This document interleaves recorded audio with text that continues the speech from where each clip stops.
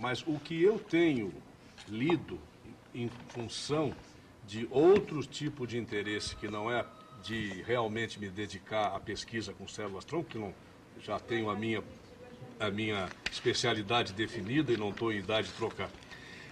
Deve ser apaixonante o trabalho de genético. Mas o que eu tenho lido em função de outros interesses sociais, etc., é que as células-tronco adultas são muito melhores e muito mais certas de dar condições as células adultas tiradas da medula óssea de seres já nascidos, sem matar ninguém. Então, eu não sei, não posso afirmar isso, estou me louvando de leituras que eu tenho feito de especialistas no assunto. Eu não posso afirmar nada. Muito bem, então muitas dessas questões, o pessoal pensa que é uma questão médica. Digo, não, nem sempre é. Quer dizer, todos esses problemas, como tabagismo, negócio das células-tronco, a coisa da ecologia também, quer dizer, tudo isso, além do problema substancial, quer dizer, da matéria que está sendo discutida, existe o problema dos métodos usados. Quer dizer, uma questão dessas pode ser uma questão médica, por exemplo, como essa do tabagismo, pode ser enfocada de maneira totalmente independente de conhecimentos médicos, porque você depende de conhecimentos de outra natureza, que é, por exemplo, a teoria da argumentação e da prova, que é uma questão de pura, vamos dizer, lógica, que não é uma especialidade médica. Quer dizer, um sujeito com uma excelente formação médica, ele pode não ter a menor ideia da teoria da argumentação e da prova. Então, aquilo que ele acha que prova, isso não prova coisíssima nenhuma. Olha, meu amigo, eu não estou entrando nesse assunto, não estou dando palpite em medicina, não, mas teoria da argumentação e da prova, eu sou um especialista na coisa. Tá certo? E examinando sob este aspecto, né, coisas como a campanha antitabagista, o ecologismo, etc., etc., você vê que aquilo é uma montanha de empulhações. E pergunto eu, o senhor tem um diploma de medicina, mas que autoridade isso lhe dá, tá certo, neste ponto?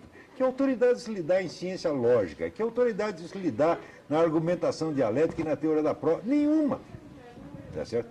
Mas no Brasil, brasileiro é caipira. Então, médico, engenheiro e advogado para ele é o supra-sumo. São as três modalidades de conhecimento que existem. Não existe nada fora, então é doutor.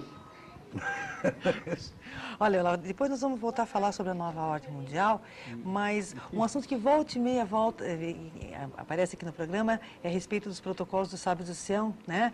Então, ligaram para cá perguntando o que vocês podem dizer a respeito disso, e o Alex de Orleans, que é economista, está fazendo pós em gestão de negócios, dá o parabéns ao programa e diz o que vocês podem comentar sobre o protocolo dos sábios do Sião. Alguma coisa, inclusive eu fiz um estudo a respeito, quer dizer, eu também coloquei essa pergunta para mim mesmo há mais de 20 anos atrás e fui procurar até descobrir do que se tratava. Acontece que havia no século XIX um romance de um autor chamado Maurice Joly, que chamava Diálogos no Inferno. Então, e que ali se esboçava a ideia de uma conspiração mundial. Mais tarde, a polícia secreta russa do tempo do tsarismo, né, Ucrânia, trabalhou este romance e produziu, então, este negócio chamado Protocolo dos Sábios do Sião, que é a descrição de uma conspiração mundial que teria sido encabeçada pelos judeus. Na descrição, vamos dizer, dos planos futuros, existe muita coisa que veio a acontecer realmente. Tá certo? Por quê? Porque não precisa uma conspiração mundial para que haja movimentos históricos mundiais, como, por exemplo, esse movimento pelo governo mundial. Quer dizer, não tem conspiração nenhuma, é uma coisa pública, é uma corrente histórica. Se você fizer uma análise bem feita das correntes históricas, de o que elas estão tentando produzir, para onde estão tendendo, então você chegará à conclusão que, de fato, existe uma tendência à unificação do poder mundial. Não precisa ter conspiração nenhuma. Tá certo? Agora, o que este documento faz é, de fato, misturar, vamos dizer, uma análise histórica que nem sempre está errada, como, por exemplo, a ideia do anticristianismo crescente aconteceu de fato, tá certo? É uma corrente que já existia na época e que aumentou depois. Uma coisa é você fazer a análise histórica e outra coisa é você dizer que é uma conspiração e autoria, né? E botar, sobretudo, atrás os judeus. Falar, quantos milhões de judeus tem no mundo? Tem 18 milhões de judeus. Não dá para fazer uma conspiração mundial, meu amigo. O número é insuficiente. Você tá entendendo? Além disso, se os judeus fizerem essa conspiração, estão conspirando muito mal, porque só levam na cabeça, pô. Não é isso? Se eles são conspiradores, são os piores do mundo. Porque só se ferra. Se ferrar na Rússia, se ferrar na Alemanha, agora se estão se ferrando no Oriente Médio, depois estão. Então, se eles conspiram contra si mesmos. Quer comentar alguma coisa? Não? O Eduardo do Bigorrilho, ele pergunta quais os interesses das grandes fundações Ford, Rockefeller e a nova ordem mundial. Eu tenho uma teoria a respeito disso. Opa! Então, eu acho que as fundações que têm origem no capital, grande capital empresarial americano, elas apoiam ações ligadas à nova ordem mundial. Por exemplo, quando você vai apresentar um projeto para uma fundação dessas, esse projeto só passa se tiver uma conotação de politicamente correto. Nenhum projeto que não tenha uma visão de atender alguma minoria, ou pretensa minoria, será aceito. E isso, embora possa parecer paradoxal, e é por isso que o nosso telespectador fez essa pergunta, porque ele, de fato, não entende como é que pode o dinheiro do capitalismo estar operando para isso. A minha teoria pessoal é que essa gente pensa que está dando golpe na esquerda. Quer dizer, os grandes capitalistas americanos acham que dando dinheiro para a esquerda, brincar de fazer revolução, né, por meio dessas fundações, eles param de incomodá-los e deixam que eles continuem a ser quem são e do jeito que são. Eu não consigo ver outro modo de explicar isso. Mas é a teoria do Rauschning, quer dizer, são interesses heterogêneos, tá certo? Quer dizer, que participam num grande esquema de transformação histórica, tá certo? Que chama Revolução pelo Alto, tá certo? Cada um tentando ferrar com o outro, manipular o outro. Tá certo? Mas eu sei o seguinte, nós aqui não vamos ganhar nada com isso. Quer dizer, a população sai sempre prejudicada. Quer dizer, essas grandes fundações e o movimento comunista internacional e o pessoal, vamos dizer, radical islâmico, tá? É claro que eles se odeiam entre si, mas eles estão juntos nesta brincadeira para destruir a civilização do Ocidente, o cristianismo e o judaísmo. Isso não é brincadeira, que são, vamos dizer, os valores que fundaram tudo o que nós somos, nossa concepção de pessoa humana, nossa concepção da liberdade, nossa concepção, vamos dizer, quase da sacralidade vamos dizer, da vida íntima humana, da opinião pessoal. Tudo isto é um legado judaico-cristão que não existe em outras civilizações. Na China, por exemplo, não existe a ideia de que o indivíduo vale alguma coisa por si. O que vale é o grupo, o que vale é a família, o que vale é o Estado. Tá certo? E o senhor, por exemplo, que exerce o seu direito de ter uma opinião, o senhor pensa que esse direito surgiu do nada? Não, isso requer condições históricas civilizacionais justamente criadas pelos profetas do Antigo Testamento e pelo cristianismo. Tá certo? E se tirar essas condições, esta liberdade de opinião vai para o brejo, como ela não existe na China, tá certo? E como não existe em quase todo o mundo islâmico. Tá certo? Então, esse pessoal, vamos dizer, é claro que eles se odeiam entre si, mas eles estão juntos contra nós. Quer comentar? Só complementando, não vou dizer nada diferente, nem contra, acho. Eu acho que existe uma outra razão também. Esse pessoal, essas grandes corporações, elas são todas fundações. Nos Estados Unidos há o hábito dos grandes multimilionários, multibilionários, fazerem fundações. Eu tenho uma certa impressão que esse pessoal enriquece muito, isso é uma opinião pessoal, enriquece muito e aí não tem mais nada para querer com dinheiro. O que eles querem? Poder. Poder político. Poder político. Porque falta, não adianta mais nada. O sujeito quer comprar um iate de 60 metros, daqui a pouco ele acha muito ruim, compra um de 120, aí ele compra um avião, aí não... Pô, o que eu vou fazer na minha vida? Poder político. Também não é só isso, Heitor. Aí tem a minha teoria do metacapitalismo. Metacapitalismo. Quer dizer, o indivíduo, vamos dizer, o grupo que enriqueceu com a economia de mercado, tá certo? E chegou no ápice. Quando ele chega lá, ele começa a ficar com medo daquela mesma liberdade de mercado que o criou. Porque até ali a liberdade de mercado está a favor dele, mas e se virar tudo? Ele não quer. Então ele começa a não aceitar mais a regra do mercado. Então ele quer criar um novo tipo de poder que garanta não somente a ele, mas aos seus descendentes. Então ele transforma um poder capitalista, que é dependente da liberdade de mercado, ele transforma num poder dinástico, que se afirma através da legislação e do Estado. Isso é o que eu chamo do metacapitalista. Quer dizer, o indivíduo que se elevou pela liberdade de mercado e em seguida a estrangula. E olha, mais uma para o Munir aqui, sobre os transgênicos. O Rafael pergunta o que está por trás da discussão dos transgênicos é uma política liberal? Não, olha, Rafael, é assim, um liberal vê esse assunto da seguinte maneira.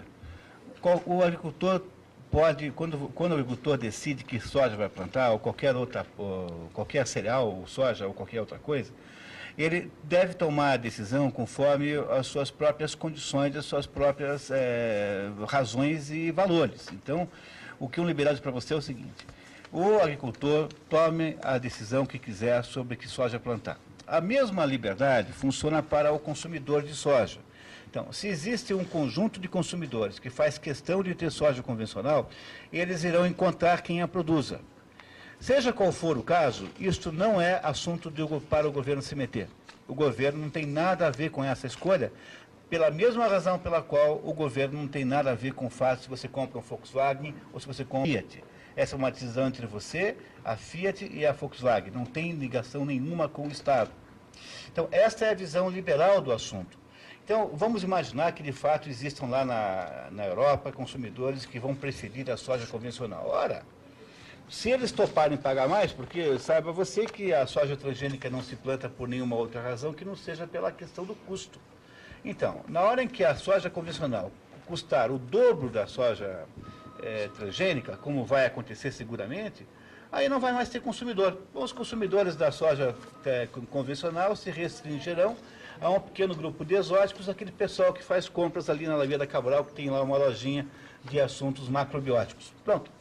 Agora, o problema central é que o que está acontecendo agora não é simplesmente a aplicação dessa regra liberal. O que acontece é o seguinte: os ambientalistas precisam de poder político. Como é que eles obtêm poder político? Eles obtêm poder político quando eles estabelecem uma intermediação obrigatória, que é a deles, sobre todos os assuntos que envolvam a natureza, que é quase tudo. Então, o ambientalista fica poderoso politicamente quando ele tem que dar a última palavra naquilo que você planta, naquilo que você cria, naquilo que você come, no que você fuma, o modo como você maneja o esgoto da sua casa, se você usa água assim ou assado. Ou seja, os ambientalistas descobriram que o modo pelo qual eles obtêm um poder extraordinário e fenomenal é criando uma espécie de polícia que vai controlar a sua existência, as suas relações com a natureza. Pois é esta tendência, esse desejo de ser a polícia da natureza, que faz com que exista essa polêmica como está aí. Por quê? Porque é uma polêmica racional, porque o lado ambientalista não tem a menor prova, não há a menor ideia de que possa fazer mal à saúde. Os Estados Unidos produzem um volume de transgênicos de soja, por exemplo, que é igual a toda a produção brasileira de soja. Alguma coisa como 50 milhões de toneladas por ano. Então, a visão liberal é que esse assunto não deveria ser alvo da interferência governamental. E por que é que tornou-se um debate de natureza político-ideológico? Por quê? Porque para o mundo ambientalista, deixar de controlar isso no Brasil é uma derrota extraordinária, porque isso mina os planos de poder ambientalista, que é um dos, me permita dizer, um dos pilares da nova ordem mundial. Você não gosta mais das religiões? Quer dizer, todo padre agora é pedófilo? Não é essa a ideia que os filmes de Hollywood põem? Outro dia eu me dei conta que não tem mais filme em Hollywood que não tenha um caso de abuso sexual. Você sabe qual é a classe? É como se todo homem recordista de crime de pedofilia no mundo? Os assistentes sociais da ONU. Mas é muito mais caso do padre e ninguém fala. Pois é, mas veja só, o que faz o Hollywood é dizer para você que está ouvindo aqui, nós estamos falando, que todo homem heterossexual, branco, é um ser pedófilo, um abusador sexual em potencial. É por isso que todo filme, todo seriado americano, necessariamente tem lá um caso, um episódio em que aparece, como se os americanos, como qualquer outro lugar, fossem abusadores sexuais dos filhos. A mesma coisa, quer dizer, para que a nova ordem mundial possa prevalecer, ela precisa destruir a noção de religiosidade tradicional que existe. Então, como é que ela faz isso? Ela põe no lugar da noção de divindade, na divindade, por exemplo, cristã, ela põe, no lugar disso, põe a natureza. A natureza passou a ser uma espécie de culto novo pagão, que é o que tem hoje. Então, as seclas desse novo paganismo, que são os ambientalistas, precisam ter um poder de polícia sobre todo mundo. E é por isso que fica essa criação de caso com tudo quanto é assunto, quando na verdade esse é um assunto de natureza completamente serena, tranquila, era só questão de analisar as coisas tais como elas são. Agora, ela está inserida numa luta pelo poder que está presidindo a nova ordem mundial. Quer dizer, as pessoas que estão coordenando essa nova maneira de ser, que é uma maneira de ser totalitária, precisam dar ao ambientalista um poder de polícia sobre todo mundo. É por isso que há esta pressão gigantesca sobre os transgênicos, no entanto, os transgênicos vencerão. Porque é muito difícil de segurar isso muito tempo. Não tem a menor dúvida disso, e eles resolverão os problemas que hoje se atribui à agricultura convencional. Quer dizer, os transgênicos já virão com programações genéticas para que a planta, por exemplo, não precise de nenhum herbicida, nenhum fungicida, nenhuma espécie de inseticida e assim por diante. O mundo vai ficar ambientalmente melhor com os transgênicos e não menos, por incrível que pareça. Vitor? Posso dizer alguma coisa? Fica à vontade. O programa é Tem uma seu. pergunta que eu quero fazer para você.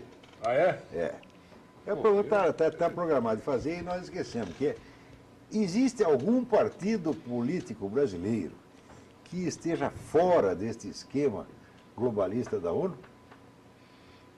E no qual, portanto, nós possamos confiar para defender verdadeiramente, não da boca para fora, a nossa soberania? Eu não vejo. Não vejo nenhum. Não vejo nenhum, inclusive, hoje em dia, nenhum partido político é capaz de dizer essas coisas que nós estamos dizendo aqui. Nós todos. Nenhum partido político é capaz de falar mal da ONU. Por quê?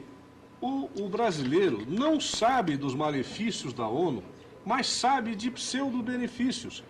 Então, o que acontece?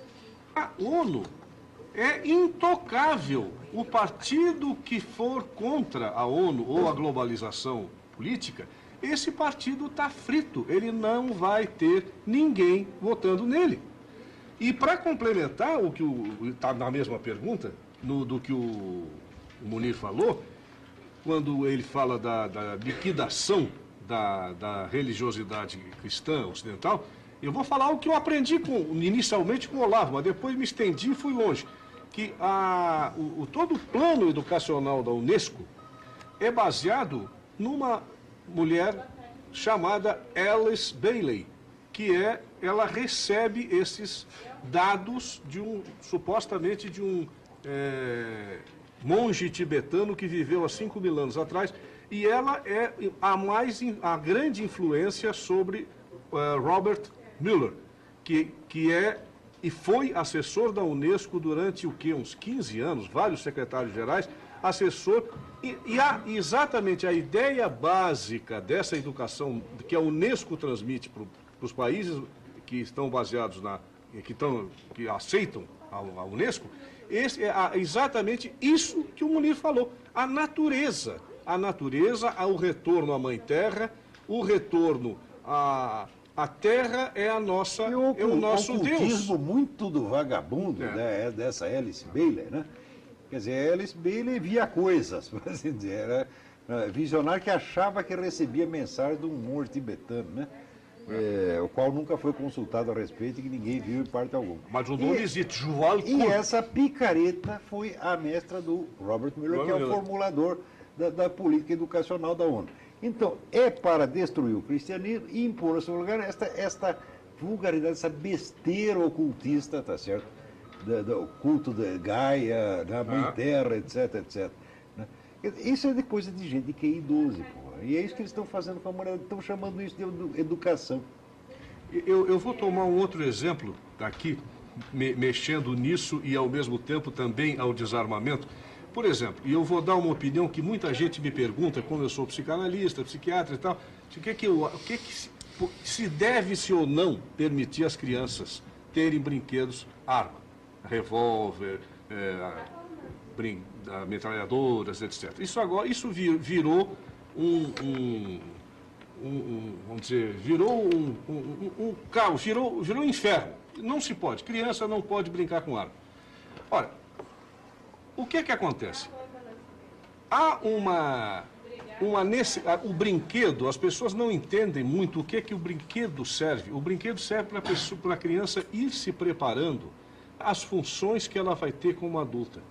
Quem é que usa arma na infância? Os meninos.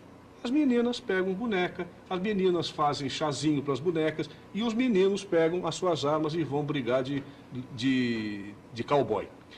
Ora, é milenar que os homens são os que vão para a guerra e que as mulheres normalmente não vão. Quer dizer, pode haver outras culturas e tal. Hoje em dia que está havendo mais uma aceitação das mulheres nas Forças Armadas, mas normalmente são os homens. Isso é milenar, isso eu acho que é bilenar, sei lá. Porque, na verdade, a arma da criança não significa absolutamente que ela vai se tornar um criminoso, mas sim que vai se tornar um indivíduo capaz de se defender. Este é o ponto. É preciso tirar lá desde o início a capacidade de defesa e dizer que dar armas faz mal. Porque não é verdade. Eu brinquei de cowboy a minha vida inteira, eu ganhei do meu pai um 2,45 Colt. Tanto que eles brincam, a maioria quer ser o mocinho, não o bandido. Quer ser o mocinho, não o bandido. Ninguém quer ser o bandido na hora de dar os papéis da brincadeira. Ninguém quer ser o bandido. O cara vai porque diz, bom, mas amanhã o mocinho sou eu, hein? Tá, tudo bem, então tá. Bom, vocês viram que nós conversamos durante 2 horas, passou rapidinho, né? Muita coisa aqui. 2 horas. E muita coisa ficou aqui sem resposta, infelizmente, né? As pessoas que participaram do programa não puderam ter as suas perguntas respondidas. Isso é sinal o quê? Que nós vamos ter que chamar o Heitor para voltar aqui, né? Vai ter que voltar. Muito prazer. Ele vai ter que voltar aqui, né? Com muito prazer, agradeço o interesse. Aí eu estou vendo o número de perguntas. Nossa, Beleza. muita coisa Obrigado. ficou sem resposta. Obrigado a todos. Obrigada a vocês, Então, Olavo. eu que agradeço, né, a presença do Heitor de Paula, né, a participação sempre brilhante do Monir e a presença encantadora da Maria. Obrigada. Eu queria dizer uma coisa só, os brasileiros se acostumaram a desconfiar dos políticos. Por que a gente não dá um passo à frente e começa a se acostumar a desconfiar do governo? Porque as pessoas desconfiam dos políticos, mas não desconfiam do governo. Faça um favor para você mesmo. Não acredite nas coisas que o governo te conta. E é preciso o governo, até a segunda ordem, estar mentindo. Você, por favor, procure maneiras, brigue-o a aprovar. Em geral, ele está mentindo. De vez em quando, até desorelhar. Muito obrigado. Obrigada a todos e olha, muito obrigada por ficarem conosco. Eu espero vocês na próxima semana, a partir das 15h30, com mais um Boa Tarde Curitiba. Excelente semana, um beijo para todo mundo e até lá.